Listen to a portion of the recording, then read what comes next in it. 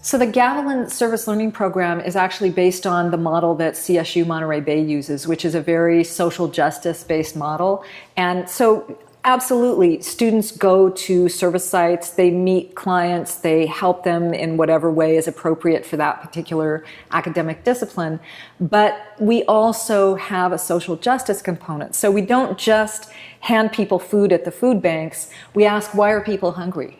Because the work that they're doing is not theoretical, not just something that they're reading about in an article or in a book, but that they're learning through observation and research, primary research, and interviewing and interaction. I think that there's more of a kind of a sticky quality, like a Velcro, that captures what it is that they're learning out in their agencies, and they're able to bring that back into the classroom. Apply it to real world situations. So it's, the way I see it, it's curriculum that's tangible.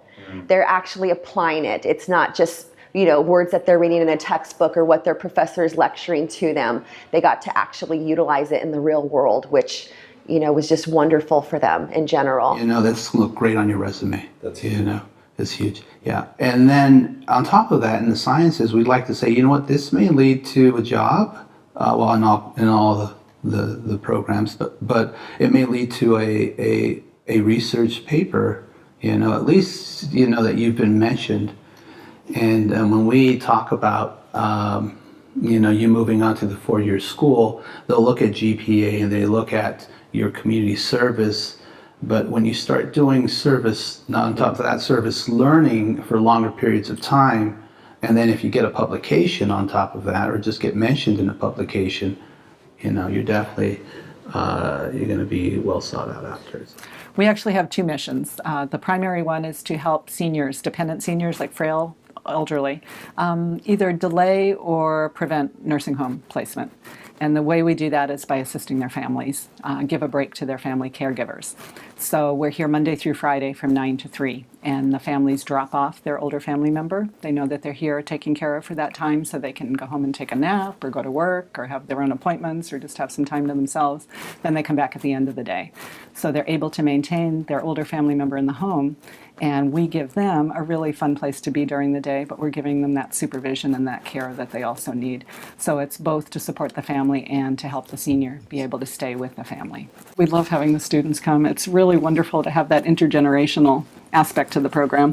When they come, we have them come whenever they have time between classes, before or after class, and they just come in and they say, hey, I'm here for an hour or for 3 hours or however long. So we'll say, great, can you help that table over there? We're working on this project, and we'll give them a table to help with a craft project. Or we'll say, we're playing bingo and the person over there doesn't really see well, could you help that person? And the nice thing is we've had several students over the years that we've been doing this change their major because they decide they want to work with seniors or they want to work with people rather than what they started out with.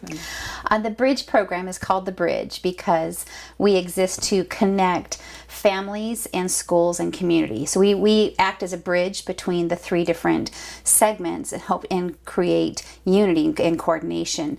So when we have families that come in, a lot of the families are non-English speaking, and so we can create a connection for them at school where they might be feeling like they don't have representation or they're not feeling connected to the teacher.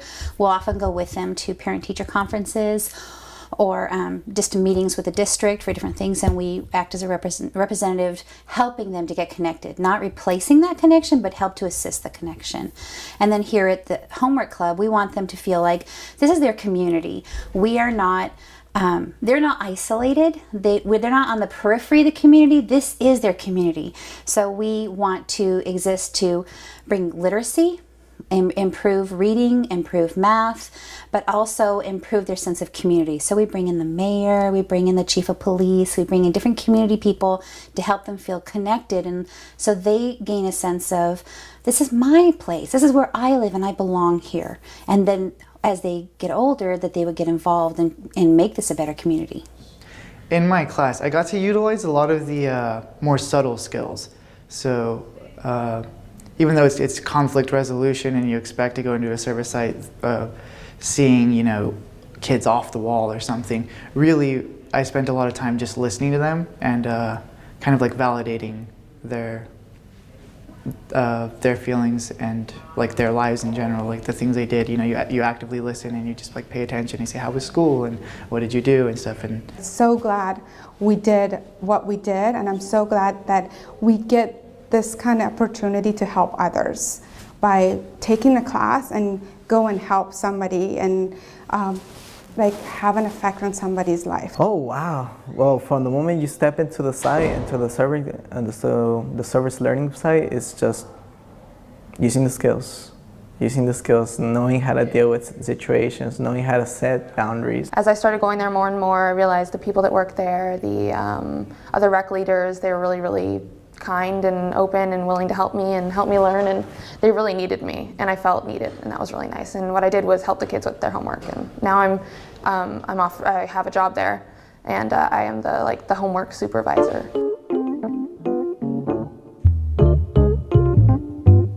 It's an opportunity to really see what they're capable of. It's really about growth, personal growth, academic growth, which is what college is all about. I find it invaluable. This is actually the first semester that I've ever taught service learning, and I'm absolutely going to continue this in the future because, like I said, my students have grown so much, and it's become a personal journey for them as well. We look forward and we value the time by the Gavilan volunteers. You're making lifelong impact. This is not something that goes away. They will remember you when they're adults. They'll remember somebody who took the time to be with them.